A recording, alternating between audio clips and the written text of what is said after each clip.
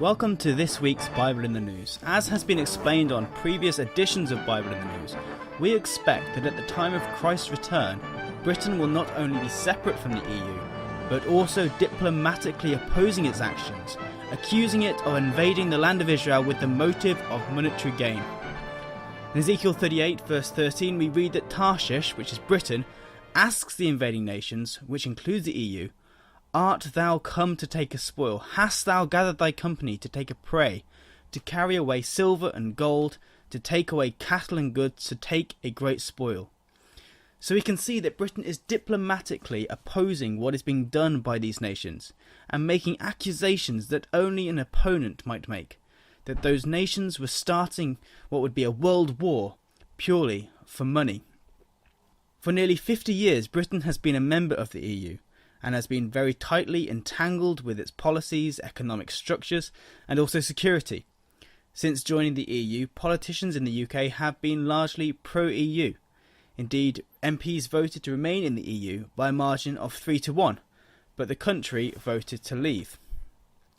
Because of this, after the EU referendum result, the prevailing opinion among the MPs was to keep Britain as close to the EU as possible, while fulfilling the referendum result. On Prime Minister Theresa May's first visit to the European Council back in 2016, she made clear that she wanted to, quote, cement Britain as a close partner of the EU, and stressed that she wanted Britain and the EU to continue to be close friends and allies together. She then went further in her speech in Florence to the EU. There is a vibrant debate going on about the shape of the EU's institutions and the direction of the Union in the years ahead. We don't want to stand in the way of that. Indeed, we want to be your strongest friend and partner as the EU and the UK thrive side by side. So Theresa May was clear that she wanted Britain to be a supporter of the actions of the EU in future, particularly the idea of an EU army. She didn't want Britain to be standing in the way of the EU. But of course, this will be its future role, to stand up against the EU at the time of Christ's return, and not to be side by side as she wanted. But what we do want, and what we hope that you, our European friends, want too, is to stay as partners who carry on working together for our mutual benefit.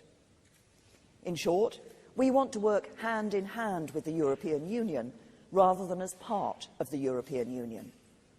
That is why in my speech at Lancaster House I said that the United Kingdom would seek to secure a new, deep and special partnership with the European Union. And so again we see that Theresa May had this desire to work hand in hand with the EU, to remain partners, to remain close friends, to remain allies with the European Union. This was her vision for the future relationship between the UK and the EU.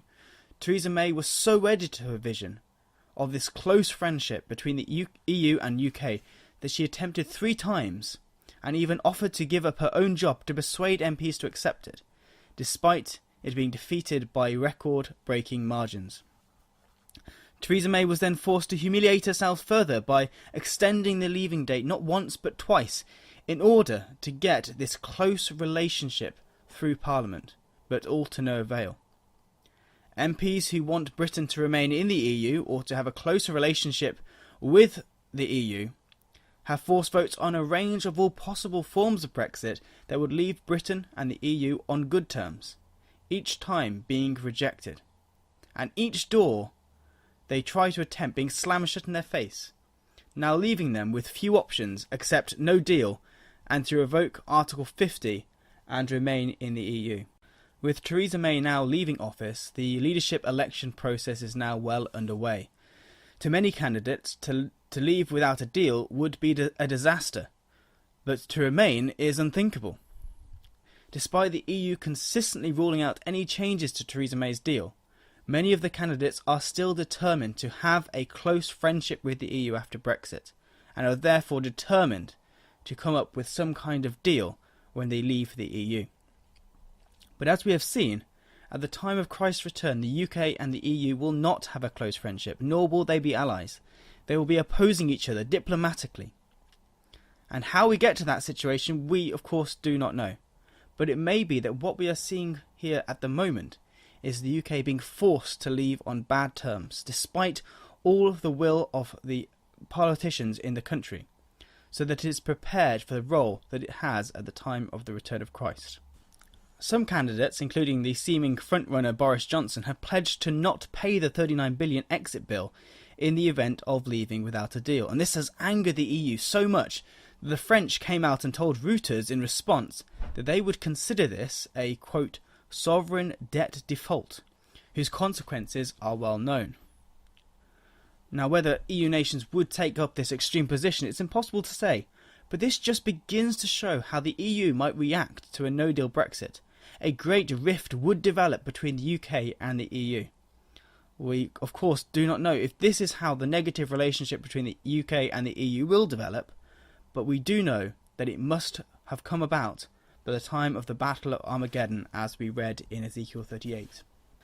And whoever becomes the new leader, the new Prime Minister of the UK, it is likely they will continue to fight every step of the way to leave the EU on good terms, to keep a close relationship, a close friendship, a partnership with the EU. But as we are already seeing, the events are going out of their control, for it is the Most High that rules in the kingdoms of men. Join us again next week for another edition of Bible in the News.